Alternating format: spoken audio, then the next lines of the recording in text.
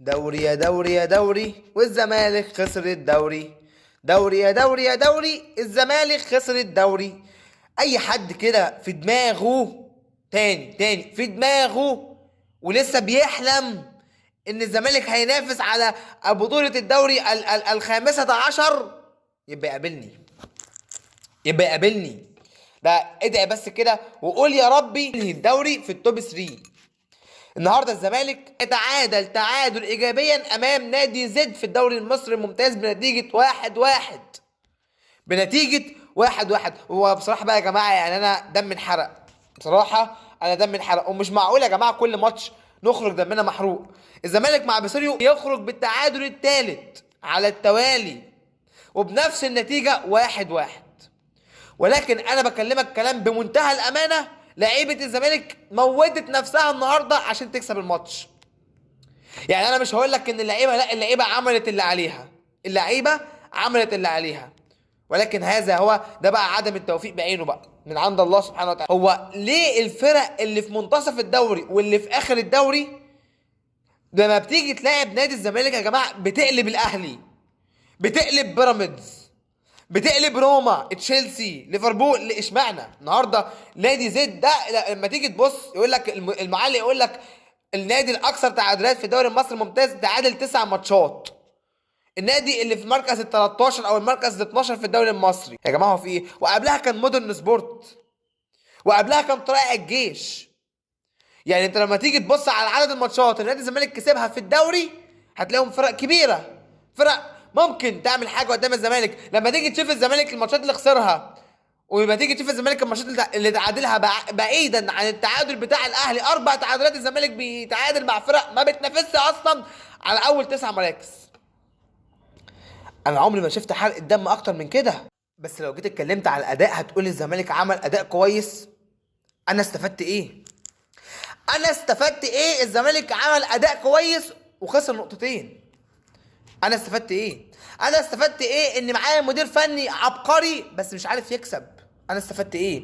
واصبح الان الفرق بينه وبين بيراميدز، يعني بيراميدز يكسب كده يعدي بقى 9 نقط تقريبا ولا 10 نقط. يا نهار ابيض.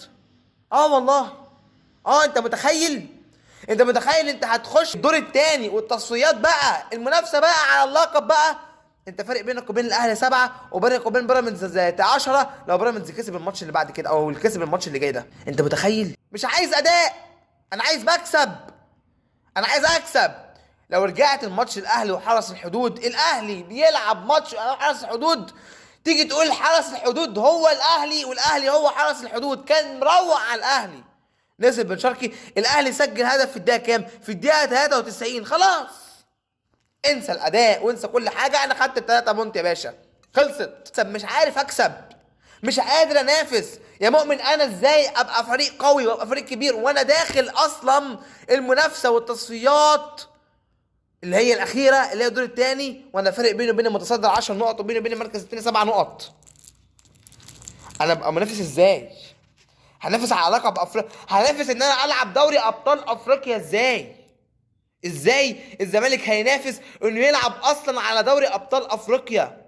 المنسي جاب جول تاني والحكم رجع للفار. الفار الفيديو ولغاه. جميل جدا، برافو، هو فعلا هدف اوفسايد.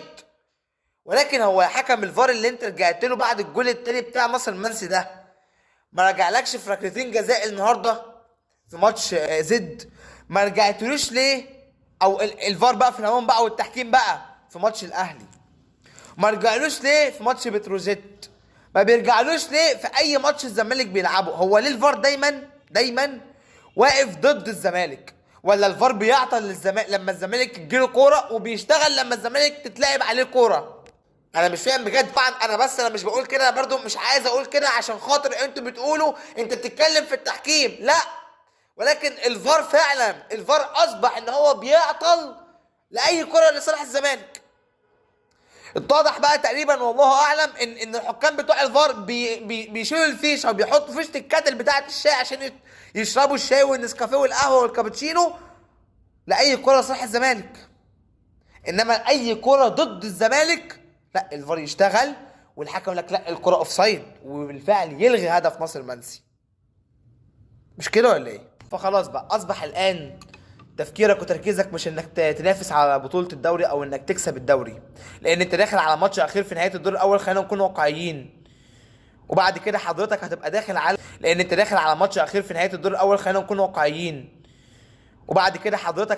على ما عادش الفرق 10 نقط وهلعب الدوري زي السنه اللي فاتت. عندي دور اول ماتش، فالدور الثاني هيبقى 17 ماتش، 10 نقطه مش مشكله، ده فرق 4 ماتشات. لا، ده الدنيا اتغيرت. ده انت هتتنافس مع التسعه اللي فوق، يبقى في منافسه معاهم. خلاص مش هتلاعبهم تاني، خلاص كده خلصت. انت فوق بتنافس على الدوري، تحت بتنافس على الهبوط. يستمر يعني. طيب اقفل لي موضوع الماتش ده، خلاص بقى اقفل لي على موضوع الماتش بقى، واقفل لي على موضوع تعادل الزمالك اللي حرق دمنا والكلام ده كله. خليني اكلمك في حاجه تحرق الدم اكتر. طبعا النهارده شفنا ماتش الزمالك وزد بدون حضور جماهيري، وماتش الزمالك وانبي ان شاء الله باذن الله تعالى القادم هيبقى بدون حضور جماهيري برضه.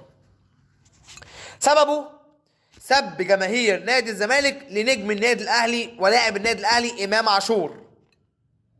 لاعب النادي الاهلي امام عاشور طبعا بعد ما جمهور الزمالك شتم امام واهانه وشتمه بامه وبزوجته، وطبعا انت هنا اصبحت ان انت بقيت بتخوض في الاعراض. فانا من منطلق ان انا كمشجع زملكاوي انتمي الى نادي الزمالك وبشجع النادي ده من وانا لسه نونو صغير، حابب ان انا اقول كلام قاعد في المدرجات.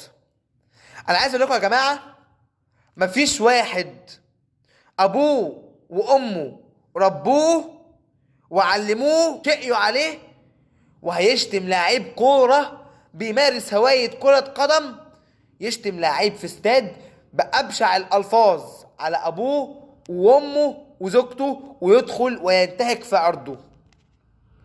دي عشان بس نكون واضحين، مش موجوده. اي حد محترم اهله تعبوا عليه في تربيته شقيوا عليه، مستحيل يشتم حد ما اذوش ولا جه عليه راضوا عشان خاطر كرة قدم، لعيب كورة لاعب النادي الاهلي. مع العلم ان امام عاشور ما صحيناش من النوم لقيناه طفش روح النادي الاهلي، ما صحيناش من النوم لقيناه الزمالك وغدر بمجلس اداره نادي الزمالك، ومجلس اداره نادي الزمالك كان هيموت عليه عشان يجيبه وفضل الاهلي عن الزمالك. مع سبحان الله لما الراجل رجع من الدنمارك رجع على مجلس الاداره تيك تيك السلام عليكم وعليكم السلام. يا جماعه نعمل لا والله يا حبيبي احنا ما عندناش فلوس. يا جماعه انتوا لسه بايعيني وكاسبين من ورايا. لا يا حبيبي والله مش معانا فلوس. يا حبيبي روح خلص نفسك في الدنمارك وتعالى هنقيدك على طول. فطبيعي لاعب حر اصبح انه فري. جه الاهلي قال له حبيبي تعالى هنقدرك، تعالى مش عارف ايه، مضى مع النادي الاهلي. وده طبيعي جدا ان ممكن يحصل، واي حد من الناس اللي شتمته وانتهكت في عرضه اكيد هتعمل كده، اكيد هو ده المنطق. بطولات وكاس عالم ودوري ابطال افريقيا وحاجات عمره في حياته ما شافها اصلا، وربنا اختار له الخير. نفس اللي حصل معاه حصل مع بن شرقي. انتوا بتشتموه ليه؟ انت بتغلط فيه ليه؟ انت بتقل منه ليه؟ هو حرقك ليه؟ انا بس يعني هنا حرقك ليه؟